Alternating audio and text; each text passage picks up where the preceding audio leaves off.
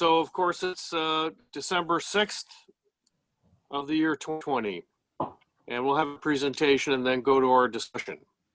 If you are seeing this later on YouTube, which should get uploaded later today, John Gauthier has been doing such a great job keeping up with that, then I would say to click that bell icon so that you get notices of when things are uploaded, and like us, and go to our Facebook page, and it's there too. We definitely want to engage all of you, and you can communicate with us by email and through our website too. There's a lot of things on the website. Please go there and check it out.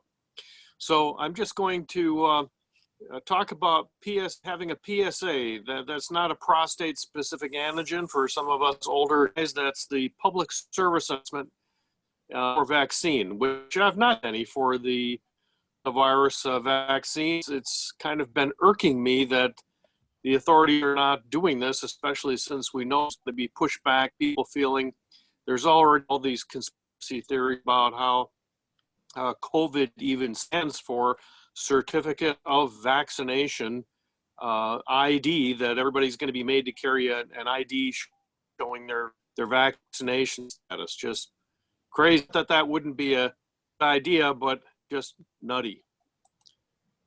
So before we get that, for someone also who's coming in on YouTube, we call ourselves a church, of course, because we're a church. And religion is what we think about religious questions.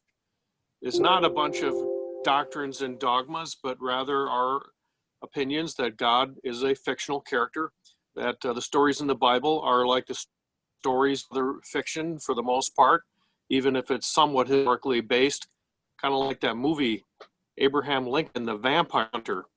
Nobody's seriously saying that Abraham Lincoln hunted vampires just because a historical figure like Lincoln is in the story.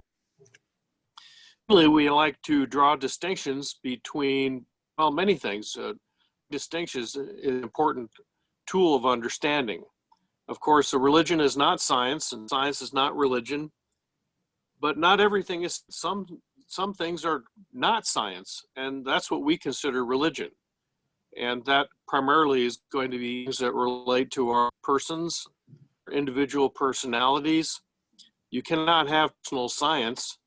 You can have personalized scientific treatment for illness, for example, but there's no such thing as personal science. Science has to do with the objective, and the not science to do with the subject. It has to do with whether or not at the Thanksgiving meal you're going to have some apple pie or pumpkin pie, or as I did this year, some pear pie. Very good too. I definitely recommend it.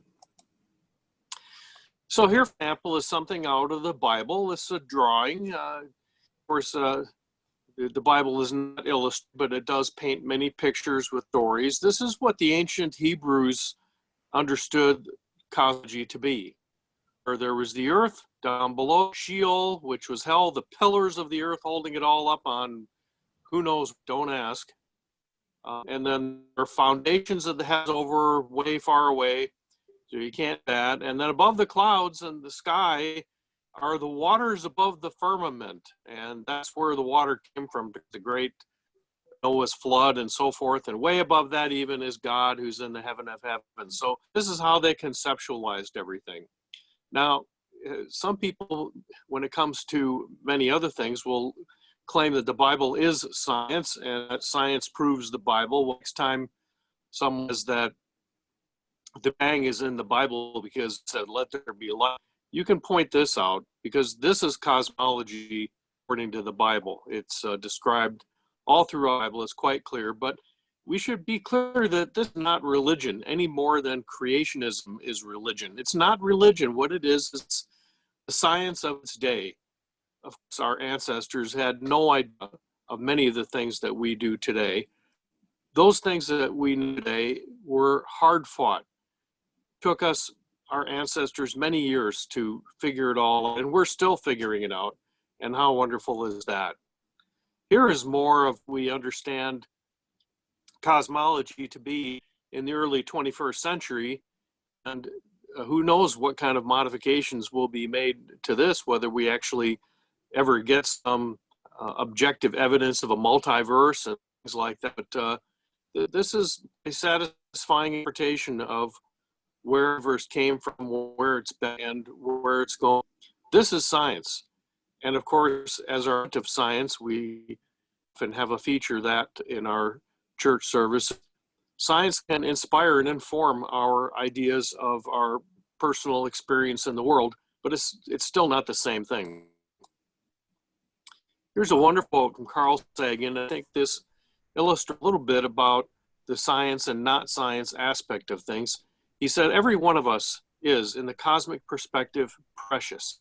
If a human disagrees with you, let him live. In 100 billion galaxies, you will not find another. I thought this was so interesting because the word precious can mean something like precious metals, where they're precious because they're rare. And he refers to this, in 100 billion galaxies, you'll not find another person like any one of us. So each one of us is rare. We're precious in a sense. But precious also carries a connotation of value and purpose. And that's part of the not science. Science can't really tell us is value other than use value. So we know water is valuable because you need to live. Oxygen is valuable, you need it to live. But precious in the sense of rarity, that's a two-edged kind of double meaning there. I thought this was an interesting quote. Here, on the other hand, illustrates, and this is a slide from Ken Ham. Ken Ham debated Bill Nye back in 2014. Ken Ham, this slide, he's talking about things. He says public school textbooks are using the same word science for observational and historical science. Well, there's not really any distinction between that. Evidential science is the only type of there is, and some is the type of evidence that you can find and dig up in the ground, and some is things that you can just experiment to do. But he claims that science is defined arbitrarily as naturalism and against supernaturalism. Well, naturalism and supernaturalism, we'll have to talk about that in more detail in the future, but natural just mean things you can, it's part of the natural objective world. The supernatural is, oh, someone saw a ghost, or they had an encounter with the risen Savior and so forth. He complains that it is a religion of naturalism. I think this really illustrates to me how important it is that we do start drawing these finer distinctions. Let's stop talking being opposed to religion. We're not opposed to religion. Reasons that you can already guess from what I've said already. What we are opposed to is supernaturalism. The idea that there's a reality there beyond our observation that only certain people have access to. If there were a supernatural, you could get information from visions, real information about the objective world. It would not be the same world that we live in.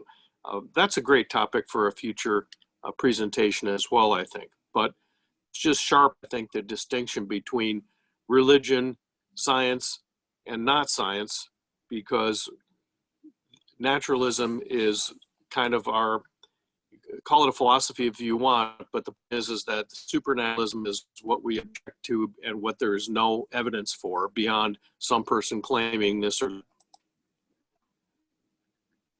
again, science and religion and free thought. I've had about whether or not free thought maybe actually is just a synonym in some more religion, because what we mean by religion is free thought. Thinking about all of the things that are not science and how they relate to our personal experience of what it is like to be each one of us. Whereas traditional religion and the religious tradition all involve these doctrines and dogmas that no one may question. They have all the answers. Shut up and believe in it. Public service announcement, interestingly enough, we'll getting to that now. Date from the World War II. Here's two famous ones from World War II. The idea, of course, is to tilt public opinion, to get people to behave in ways that maybe they're not And the slide on the picture on the left there actually was used to increase the numbers of women in the workforce, which did increase during World War II. It was needed by something like 50 to 60%. It was quite significant. And then, of course, the famous loose lips sink ships. The additional word before sink ships was might. Loose lips might sink ships in many of the images that I came across from the era. Some more PSAs from the World War II era. I thought these were quite interesting. Of course, they're trying to save on gasoline and many other things needed for the war effort.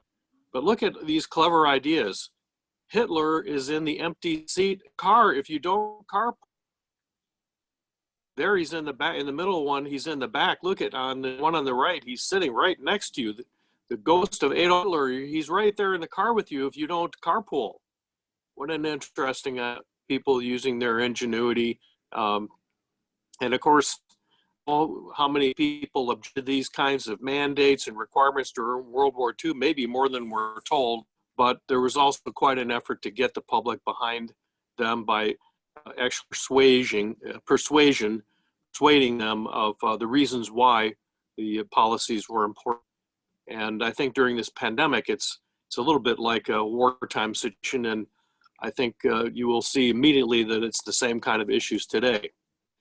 Here are public advertising that we're used to seeing. Of course, the upper left, that's your brain on drugs. You got smoke air. I'm still hearing those PSAs.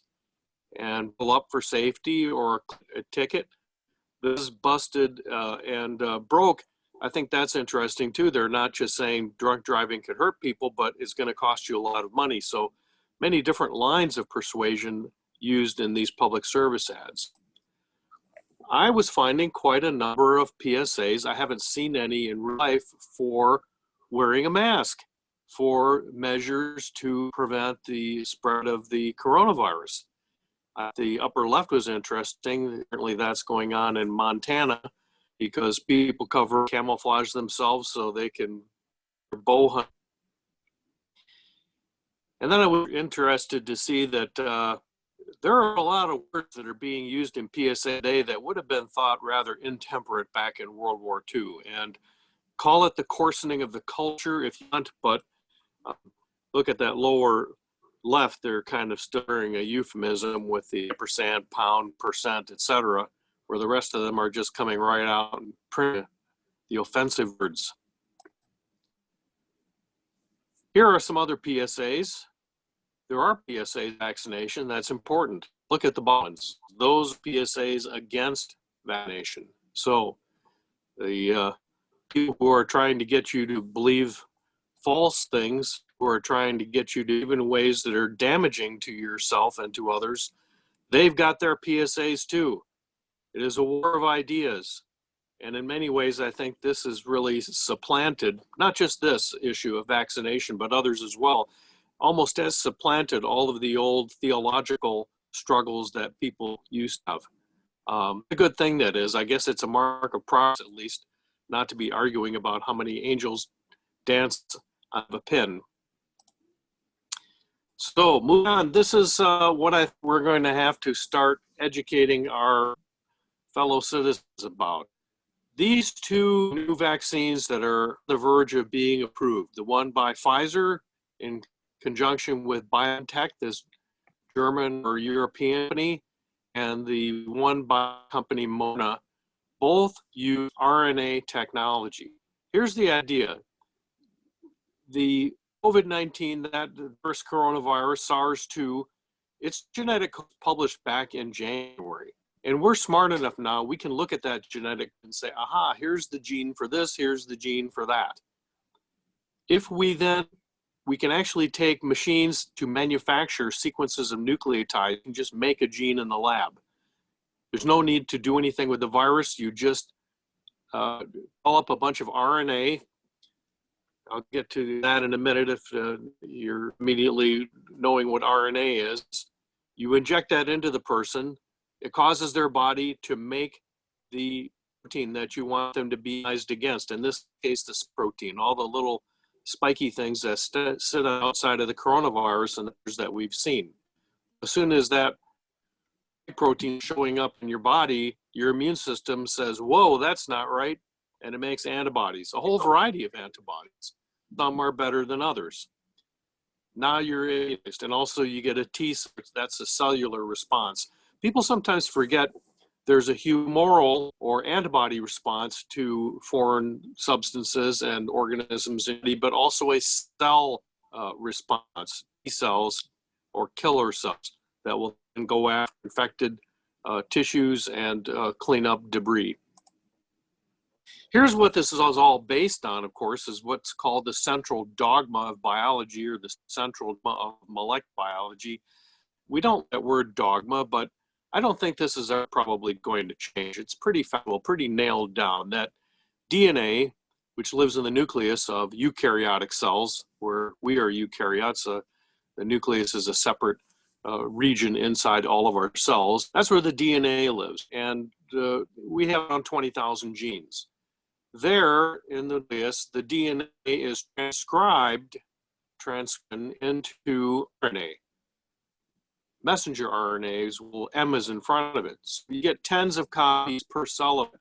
Those messenger RNA molecules then move to the cytoplasm, the part of the cell that's outside the nucleus, and then their ribosomes translate, not transcribe anymore. Now they translate those messenger RNA molecules into proteins, about 50,000 copies per. So there's an amplification process there. And you see on the right side, it tells how long the RNA molecules last and how long the proteins last once made. So this is what is really interesting and exciting about RNA vaccines. It's not necessary to grow the virus. Once the virus is genetic code and you can identify which gene you want to immunize against, then you select that gene, you messenger RNA for that protein. You don't need to grow the virus in chicken eggs. You don't need to ask people who are allergic to chicken eggs before they get the vaccine and all of that. And it's because of this, the vaccines can be developed and tested faster than ever before. Interestingly, the same technology can be used to induce production of any other protein that you want. Theoretically, you could get messenger RNA for adult hemoglobin with sickle cell anemia and basically teach their bodies. Of course, it's only temporary because they don't have DNA for making the messenger RNA. Repeated injection and treatment of the messenger RNA could help their bodies to make the missing protein that their genes don't code for. The same for muscular dystrophy and any other diseases that are caused by missing enzymes. Of course, that last is important too. Right now, this is new technology, and because of that, primarily, it may be expensive. And we'll get to that in a minute too. Oh, well, let me move back. Before we get to that, then, let me just say that when the vaccines are approved, I would definitely urge everyone to get one as soon as possible. Number one, because you can immediately see the safety of these vaccines ought to far exceed anything that we've ever had before. Number two, other vaccines are coming in the pipeline that are based on making artificial viruses and things that actually replicate in your body, or at least are made from viruses that can replicate in your body. And guess what? Those other vaccines coming along, remember that last line there, these RNA vaccines may be a little bit expensive at first. So when cheap ones come out, well, what do you think is going to happen? People are going to be urged to get the ones. And the RNA vaccines that have first become available may not be available any longer. So I would say if you can get one of the RNA vaccines, get it if you can, because after all, most don't pay for our own medical care. In fact, very people do. And if it's paying for it, then the government is in the position of being the farmer or the rancher, with us being the livestock. And the farmer is not going to spend 1 penny more than what is really needed to get a decent or acceptable, not necessarily best result from the money that is spent. So hopefully the RNA vaccine will prove the wave of the future and ultimately become the cheaper alternative. But for now, in the near future, they may not be. Going to be very curious to find what you all think about these things in the discussion portion. And then I did find a few things that happened on December 6th. Number one, in 1884, the Washington Monument was completed. Sorry, I misspelled completed. Kind of hastily made this, I suppose, too hastily. 1933, James Joyce's novel was ruled not obscene. It actually was taken to court, and a judge in 1933 had to say, no, that novel is not obscene. It's not a porn story. It's not even like Lady Chatterley's and things like that. If you've never read James Joyce's Ulysses, it's not the easiest to read through, but it's considered a classic story. It was also on this date, 2006, that Mars Global Surveyor photos indicated there probably has been, and may still be, liquid water on Mars. And in 343, this is St. Nicholas Day, and so because in 343, the Greek bishop, St. Nicholas, died. So this is a day when, at least when I was a kid, you get candy in my shoes and things like that. It doesn't seem to be so much anymore, but of course, St. Nicholas, same as Santa Claus, and if you just say St. Nicholas very quickly, St. Nicholas, St. Nicholas, St. Nicholas, that's where Santa Claus comes from. Quick review of our principles. Remind ourselves, and as we through life and this season of cheer and so forth, all of these things apply very well to this season.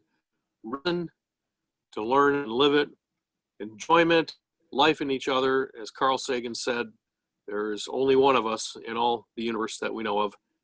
To appreciate the things that we have and love what we have and find value, meaning, you know, even if there was a great deity that had some kind of purpose to one of us, it wouldn't be our purpose, would it? As I said, the farmer rancher may have a bunch of cows. The cows were sentient beings. If they could think, what the farmer had in mind for them would not be the same as what they had in for themselves, and shouldn't be. Just a reminder on political subjects, let's remain political scientists, meaning keeping things dispassionate. If we find ourselves getting a little riled up, well, you need to realize that's a sign that you need to dial it back. Like Carl Sagan said, if somebody thinks differently than you, let them live. And this is this quote from Jonathan Haidt. I thought about how this could be said differently too, because seeing things from the other person's angle, I think that could also be restated, just seeing things from a scientific perspective. In other words, when people say crazy things that you don't agree with, or they're crazy things as far as you're concerned, you have to think about what is motivating them to say those things. I think really the same problem that we always deal with when it comes to traditional religions, and that is, I think most of us are just fascinated by why people believe in some of these oddball things. What is the incentive? What is the motivation? But the big thing is empathy, and I could, again, restate that just as understanding. Empathy doesn't have to be, or it could be emotional, or very emotional, or not so emotional, but you have to be able to see things from the other person's point of view and understand them where they are. And again, that Carl Sagan quote, we're each precious because in 100 billion galaxies, there is not another one of any of us. And I think that's also kind of the sadness of grieving for death, not because there's not forever existence, but because each one of us is so unique. And when we mourn losing the loss of a species or an environment, all of those principles when we lose one of us. Reminder that Freethought, not free. What we do does cost some money. We're doing a little better in terms of not having to pay tell, but we hope to be able to go back to doing that after this vaccine comes out and the pandemic is finally over. At least there is light at the end of the tunnel. But you can go to our website and click on the PayPal button there to us, really in whatever amount you possibly can. Even a small amount, we would be very grateful for. And reason that we do ask for your support, signing in today, and financial assistance and so forth, this course is that we're doing together what none of us can do on our own. We're soul animals. And also, it would just be terrible if after you had to be darned. So help us promote your values, demonstrate your commitment, and be the future we wish to see. You can do that in your everyday life, being the future that you wish to see, be the better person that you know you can. None of us are finished with ourselves yet, and we shouldn't be. So with that, we'll move on to question and answer discussion. And I hope to hear what you all think about this. If you have any questions about the RNA vaccine and vaccinate generally, I have questions myself, but still researching it to some degree. And we'll see you next week. If you're on YouTube, we'll continue to be uploading videos, but click the bell so that you get notified, and like us. Give us some good ratings here, please.